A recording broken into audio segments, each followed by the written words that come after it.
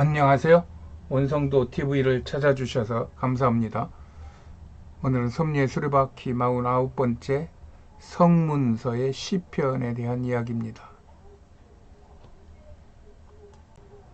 우리는 그동안 창세기로부터 지금까지 48번에 걸친 하나님의 구속의 섭리 수레를 따라왔어요.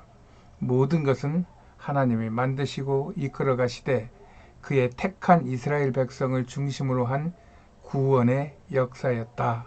이런 이야기입니다.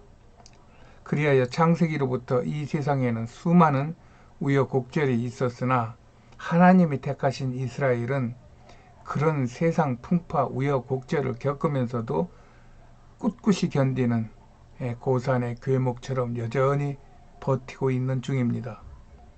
이 하나님의 섭리가 지금까지 이어지며 예수 이후에도 성경은 여전히 그리스도인들도 하나님의 양자된 백성이 되어서 그들을 중심으로 이 세상을 이루어 가신다 하는 것이 하나님의 섭리라는 말입니다. 이스라엘인들은 성경을 우리가 부르는 모세 오경, 창세기, 출애굽기, 레위기, 민수기, 신명기를 토라, 즉 율법서로 부르고 있고, 또 우리가 역사서라고 부르는 여호수아, 사사기, 사무엘 상하, 열왕기 상하를 예언서로 부르며 율법과 예언을 직결시킵니다. 그리고 이 율법서와 예언서를 제외한 나머지 책들은 성문서, 즉 기타 문서로 분류합니다. 여기에 역대기, 다니엘서, 욥기, 시편 같은 책들이 다 들어있어요. 나는 여기서 모세오경과 예언서를 율법 안에서의 직선적인 사고로 보고 있는 그런 형편이고, 또 성문서의 해석은 이 직선적인 사고가 잡지 못하는 이스라엘 백성들의 삶의 구석구석을 들여다보는 나선적, 또 혹은 와선적, 이 달팽이 관식, 나사식, 이러한 사고로 보고 있는 것입니다. 이 달팽이 관식 사고에서는 보이지 않는 아버지의 마음, 예수의 사랑을 느낄 수 있습니다. 즉 이스라엘인들은 하나님의 천지 창조, 아브라함의 믿음, 모세의 종교, 다윗의 국가 건설을 토라, 즉 모세오경으로 묶었고, 이 모세오경의 정신인 신명기 사관을 형성한 이야기를 예언서에 묶었고, 이 두 모세오경과 예언서가 하나가 되도록 촉매 역할을 하는 것이 성문서라고 저는 생각하고 있어요. 이스라엘인들은 이 성문서를 이렇게 몇 가지로 나눕니다. 여기에 보이는 대로 진리의 책으로 묶은 것이 시편, 욥기, 잠언이 묶여 있고, 또 행사 같은 때, 절기 같은 때 읽는 다섯 두루마리 책이 룻기, 아가서, 전도서, 에레미야, 에가, 에스더가 묶여 있어요. 그리고 기타 서류에 기타 그 성문서에 다니엘서, 에스라서, 느헤미야서, 역대기서로 구분되고 있습니다. 우리는 앞에서 역대기와 다니엘서와 욥기, 잠언, 전도서 등에 대해서 에레미야, 에가 등도 그 연관되는 모세오경이나 또 예언서에 같이 언급을 했어요. 그래서 이곳에서는 시편에 대한 이야기를 하려고 합니다.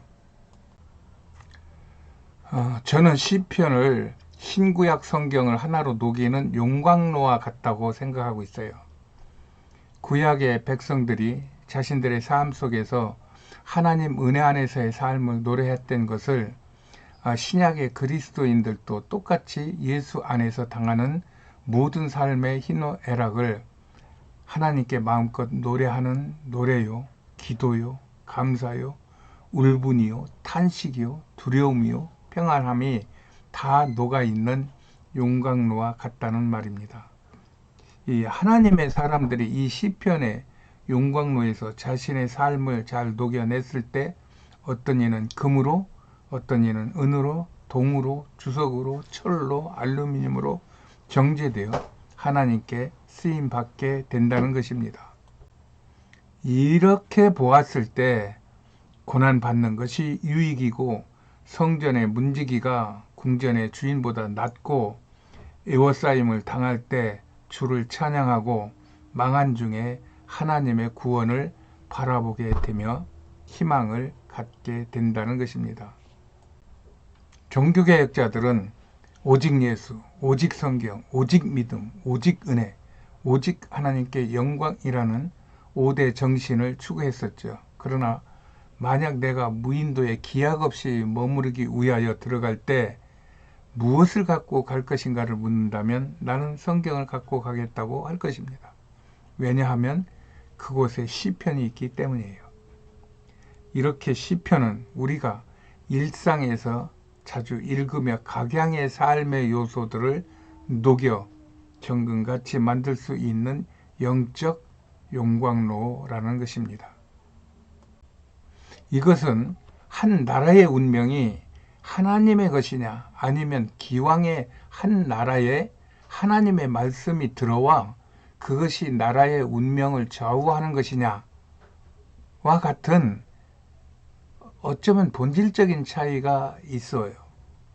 언뜻 보면 이스라엘은 하나님에 의해 나라가 세워지고 이끌렸다면 또 그렇게 이끌려가고 있다면 우리나라는 나라가 세워진 후에 예수 그리스도가 들어와서 우리나라에 믿음의 축복을 주고 우리나라를 다스리고 이끌어 가신다는 것과 같은 말일 수 있어요. 그러나 하나님의 섭리의 수레라는 개념으로 보면 그것은 인간들의 생각인 것이고 하나님은 태초부터 세상이 시작되기 전부터 이런 계획을 갖고 나라와 민족을 만드시고 이끄신다는 것입니다. 이것을 이스라엘인들은 아직까지 여호와 아버지 하나님만을 중시하고 믿으며 예수를 거부하고 있죠. 그래서 그들은 하나님께 이끌리며 복을 받아 이 세상에 어떤 중심적인 노릇을 하고 있으면서도 또한 예수를 거부하는 만큼 하나님으로부터 세상으로부터 거부당하면서 갖은 역경과 고난과 또 환난 속에 이 세상과 또 자신들이 삶 속에서 진정한 자리를 못 잡고 있는 것 같습니다. 그러나 성삼위 하나님으로 인하여 구원받은 하나님의 백성들인 우리들이 누리는 행복은 그보다 더 포괄적이라는 것이 모세가 신명기에서 선포한 행복과 사도 바울이 로마서에서 선포한 행복이라는 그 선포를 유심히 이렇게 들여다보면 차이가 나요. 모세는 여호와의 구원을 얻은 백성들이 행복하여서 온 세상을 다스린다고 하는 그러한 그 선포라면 바울은 아무것도 행한 일 없는 우리가 죽음과 죄에서 구원받아 누리는 행복은 더 많은 사람들에게 나누어져야 될 그런 사명을 갖고 있는 행복이다. 이렇게 선포가 달라지는 것입니다. 그로 인하여 구약의 이스라엘 백성도 신약의 우리 그리스도인들도 모두 하나님의 영광스러운 자녀인 것은 분명한데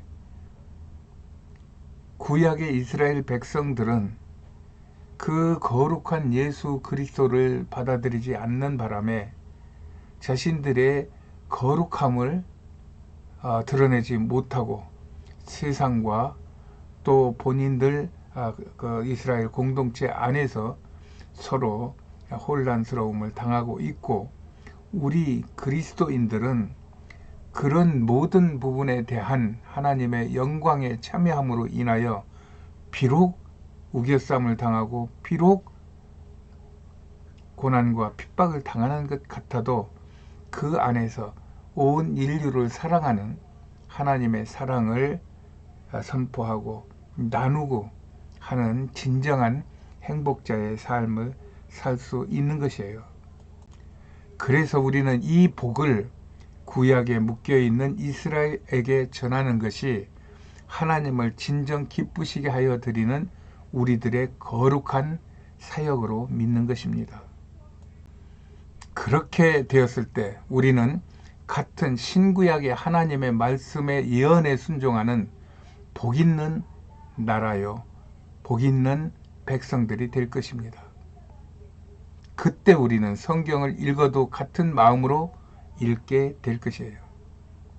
이렇게 하나님이 하신 큰 일들을 체험한 이들은 하나님을 찬양하지 않을 수 없고 하나님께 감사를 아니 들을 수 없는 것입니다. 그렇게 될 때 우리는 인종과 민족에 관계없이 하나님을 노래할 것이고 그 노래가 시편이고 시편에 쓰여 있다는 것입니다.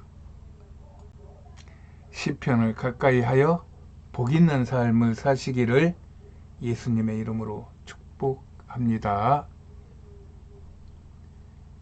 오늘은 여기까지 하겠습니다. 안녕히 계세요.